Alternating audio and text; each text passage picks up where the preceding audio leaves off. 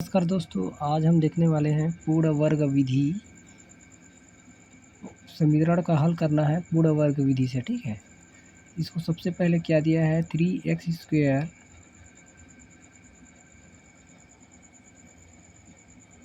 (3x² 11x plus 10 बराबर 0). ठीक है, प्लस 10 बराबर 0 दिया है। अब इसको हल करना है क्या पूर्ण वर्ग विधि से। सबसे पहले क्या करेंगे, ये जो 3 दिया है, क्या दिया है 3। सबसे पहले ये क्या दिया है 3, मतलब यदि यहाँ 3 दिया है, 5 दिया है या 2 दिया है, कोई भी संख्या दिया रहेगा उससे पूरा ये समीकरण को क्या करेंगे, भाग करेंगे।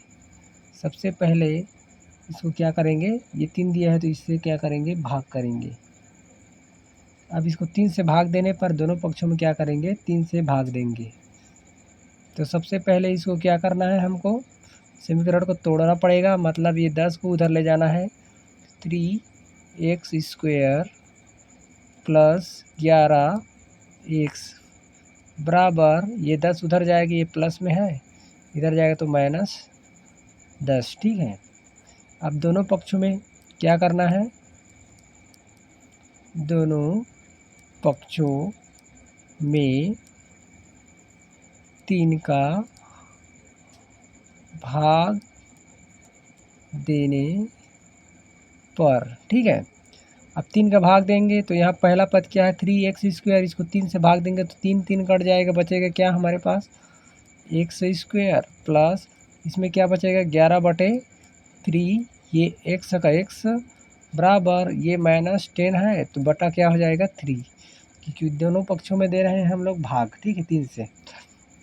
अब इतना होने के बाद क्या करेंगे, अब इतना होने के बाद ये 11 बटा क्या है 3।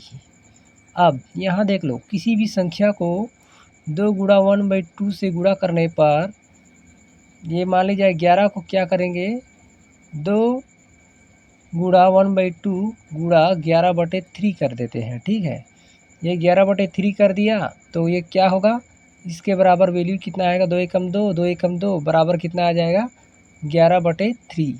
मतलब हम सीधा सीधा 11/3 को ऐसा लिख सकते हैं। तो यहाँ सीधा सीधा क्या करेंगे, हम लिखेंगे, मतलब x² प्लस पूर्ण वर्ग बनाना है हमको समीकरण के रूप में। पूर्ण वर्ग मतलब a - x का होल स्क्वायर या a प्लस x का होल स्क्वायर, इस रूप में लिखना है हमको। सर्वसमीका का जो फार्मूला है उसी के हिसाब से। तो ये x² है। अब हम क्या किए, 2 गुणा 1/2 गुणा 11/3 क्या करेंगे, 2 गुणा 1/2 गुणा 11/3 x बराबर -10/3, ये आ गया। अब इसको हल करना है, तो इसको हल करने के लिए हम क्या करेंगे, इसको हल करने के लिए हम सीधा सीधा करेंगे x² और क्या बच गया हमारे पास, ये मान बच गया 11/3। ठीक है, तो अब इसको क्या करना है, गुणा करना है, x² प्लस 2, ये इससे गुणा हो जाएगा, क्या बच जाएगा यहाँ पे 2x, ये 2 से गुणा हो जाएगा, ये 2x हो गया, ये बटा वाला को गुणा कर दो, उसके बाद गुणा 11/2 तिया 6। ठीक है, 11 एकम 11 हो गया और 2 तिया 6, x बराबर -10/3, ये आ गया। अब इसको हल करना है आगे फिर, तो बराबर हो जाएगा, अब ये वाला भाग है, कितना बच गया, ये वाला भाग 11/6, तो ये वाला x से इससे गुणा हुआ तो 2x हो गया, तो ये वाला नहीं रहेगा पार्ट। ठीक है, इसको क्रॉस कर देते हैं। अब x² 2x था मल्टीप्लाई 11/6, ये वाला पार्ट है। अब क्या करेंगे, इसका वर्ग करके दोनों पक्षों में क्या करना है, गुणा। ये x है तो x का गुणांक, x का गुणान 11/6 का वर्ग करके दोनों पक्षों में क्या करना है, दोनों पक्षों में जोड़ना है, ठीक है, या जोड़ने पर या जोड़ना है, ठीक है। अब देखते हैं एक्स स्क्वायर प्लस क्या आ जाएगा 2x, ये क्या है गुणा, ठीक है, ये क्या बटा 11/6 प्लस क्या हो जाएगा 11/6 का होल स्क्वायर बराबर -10/3 प्लस करके क्या करना है 11/6 का होल स्क्वायर करके जोड़ना है। ये आ गया।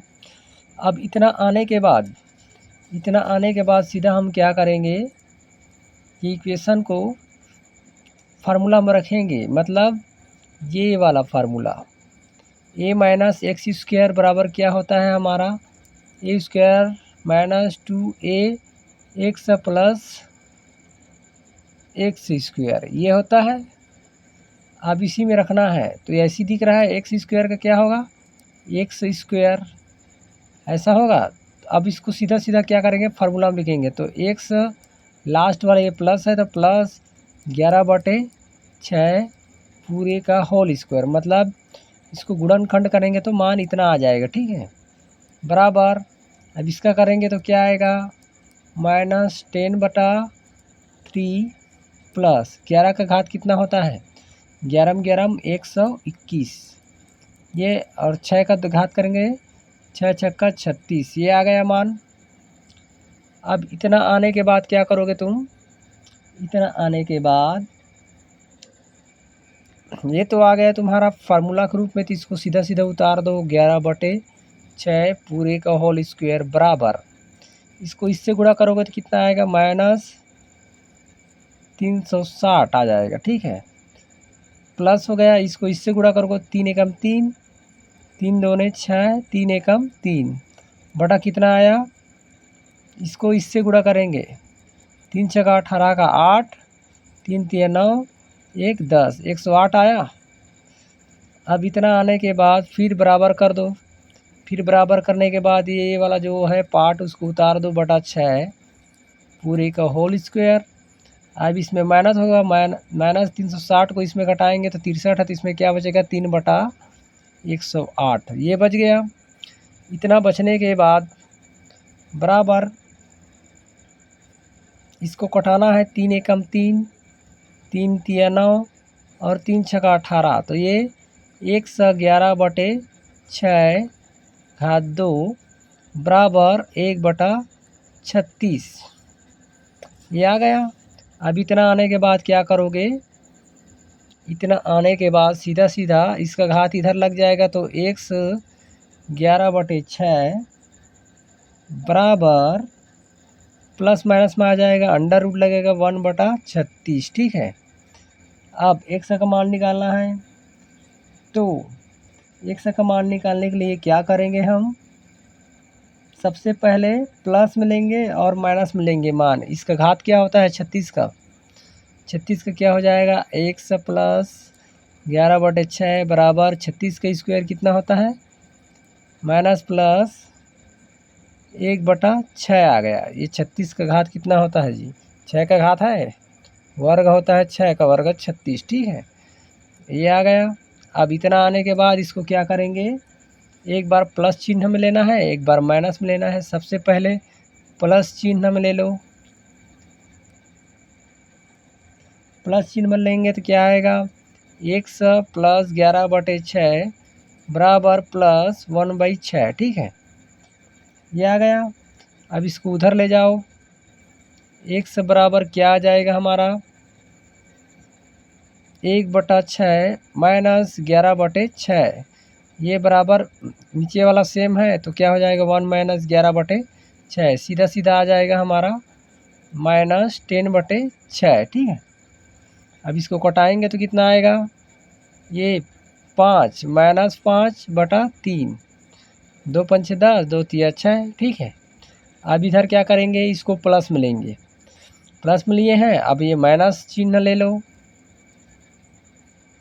लेने पर x प्लस 11/6 बराबर -1/6।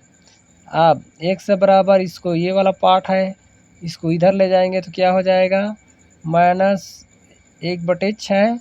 ये इधर जाएगा तो ये भी -11/6 ये होगा, ये सेम हो जाएगा। -1 -11 ये क्या हो जाएगा 6। अब माइनस माइनस है तो 10 1 11 1 12 हो गया, -12/6 तो बराबर कितना आएगा, 3 दूने 6, 3 चौक 12। ठीक है, कितना आ जाएगा, कितना आएगा, 3 से कटेगा या नहीं, 6 कम 6, 6 दूने 12 सीधा कट जाएगा। ठीक है, ये क्या हो गया, -12 है तो 6 दूने 12 तो मतलब -2 ये आएगा तुम्हारा मान, और ये आ गया तुम्हारा मान। ठीक है, थैंक यू फॉर वॉच।